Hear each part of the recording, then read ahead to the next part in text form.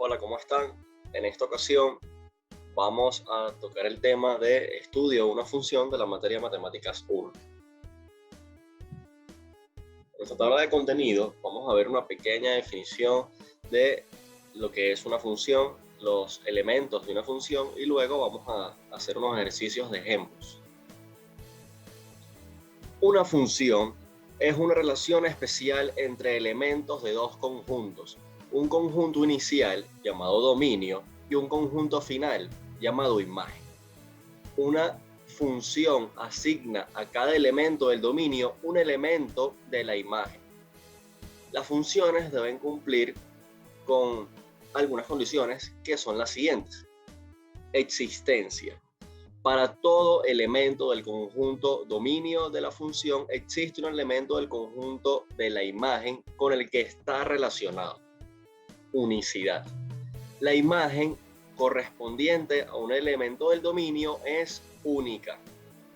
Ahora, el dominio se define como todos los valores que puede tomar la variable independiente en una función, es decir, todos los datos de entrada posibles. Para determinarlo, debemos observar su expresión algebraica y determinar si están presentes estas restricciones. Que el denominador sea distinto de 0. Cuando existen raíces de índice par, la cantidad subradical siempre debe ser mayor o igual a 0. El argumento de los logaritmos debe ser mayor estricto que 0. Ahora, cuando hablamos del rango, se define como todos los valores que puede tomar la variable dependiente o los datos de salida de la función como respuesta a los datos de entrada. Es decir, todos los datos que puede adoptar y al ingresar todos los datos posibles de x. Para determinar el rango, podemos observar las restricciones a través de la gráfica de la función o igualando x, la variable independiente, a 0. Para concluir, podemos definir una función como un sistema que responde a datos de entrada a medida que se incluyan datos. El sistema arrojará otros datos de salida. Estos datos tienen restricciones. No puede incluirse cualquier tipo de dato. Dependiendo de la función, esta acepta o no distintos datos. Y esto se define en el dominio de una función. Los datos de salida también están limitados y esto se define en el rango de la función. Vamos con la función lineal. ¿Cuál es el dominio de una función lineal? Pues todos los números reales. Y el rango de una función lineal, igualmente, todos los números reales. Luego explicaremos esto con un poco más de detalle. La fórmula de una función lineal está expresada por esta que podemos ver acá, que dice f de x es igual a mx más b, donde m es la pendiente de la recta y b es la constante de la ecuación. Si la pendiente es positiva, la recta tiene forma ascendente. Si la pendiente es negativa, la recta tiene forma descendente. Esta función tiene mucha utilidad en las finanzas y en la economía. Para estimar el punto de equilibrio entre la oferta y la demanda de un determinado producto se suele utilizar esta función. ¿Cuál es la variable de entrada acá? Sencillo, la x, que es la variable independiente, y las variables de salida, f de x o y. En esta gráfica que tenemos a la derecha, podemos ver la función de oferta y la función de demanda.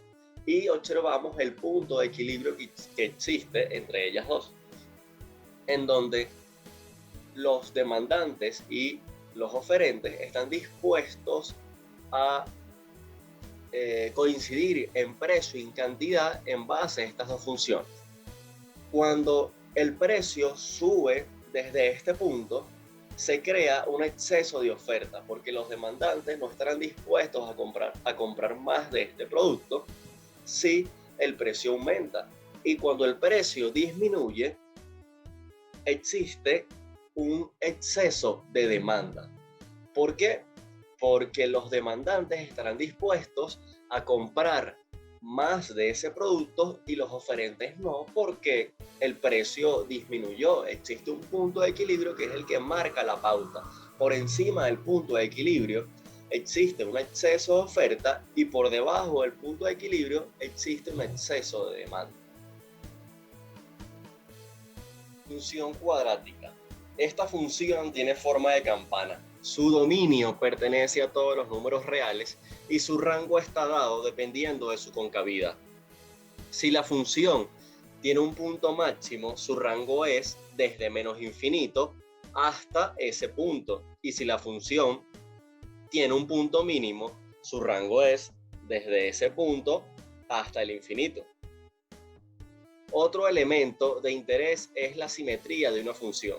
Si la simetría viene dada de acuerdo a si es una función par, impar o simplemente no es simétrica. Para conocer si la función es simétrica, debemos hacer lo siguiente.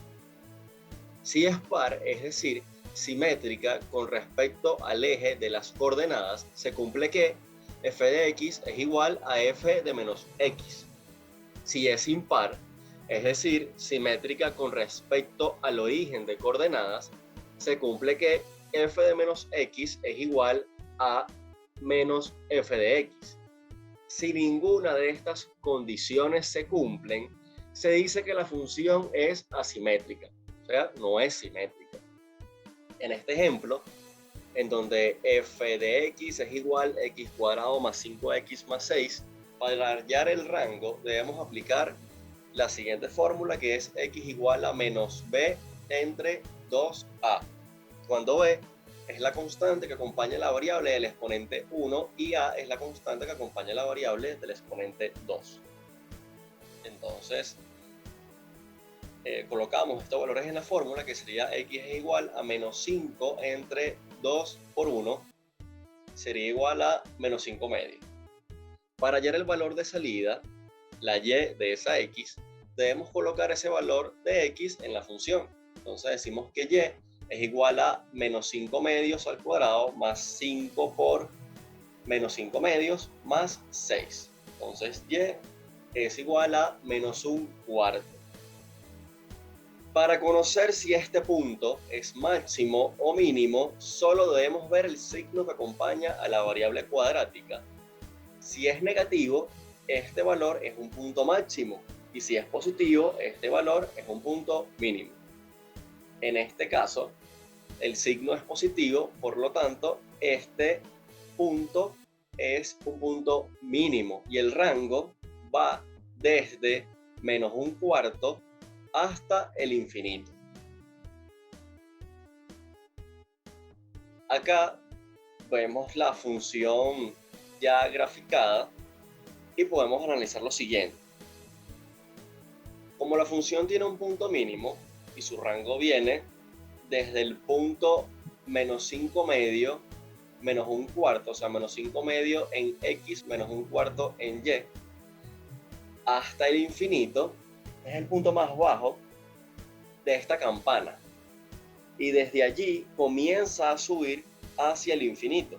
Y podemos observar que el dominio son todos los números reales, porque esta función no para de crecer desde ese punto.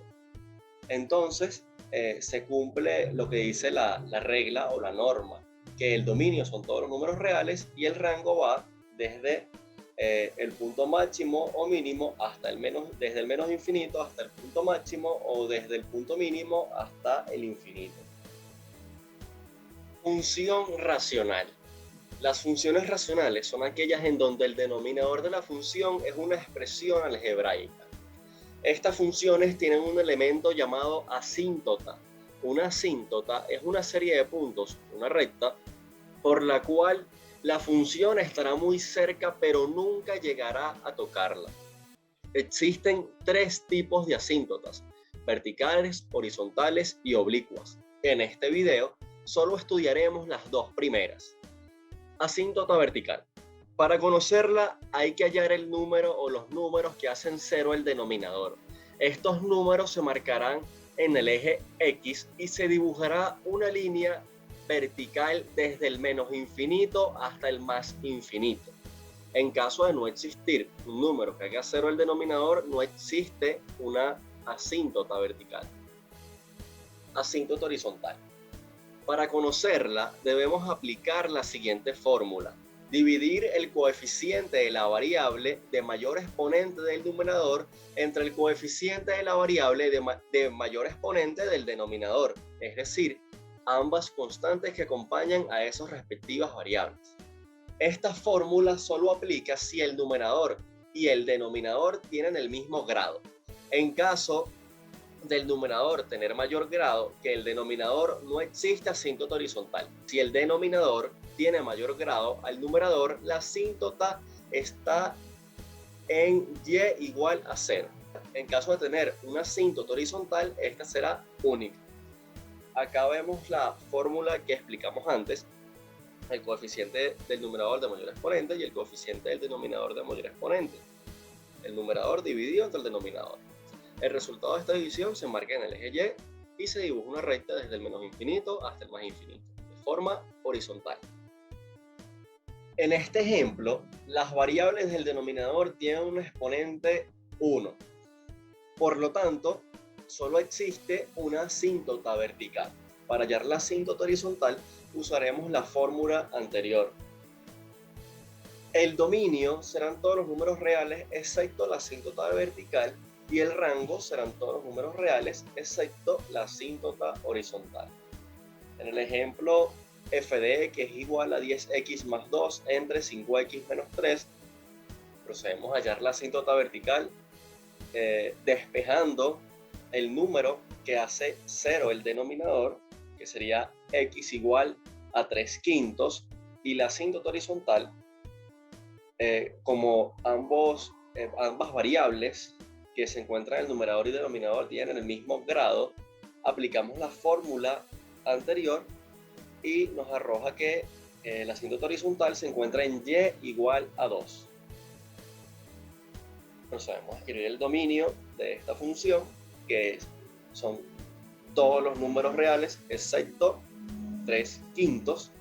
Entonces el dominio va desde menos infinito hasta 3/5 y desde 3/5 hasta infinito.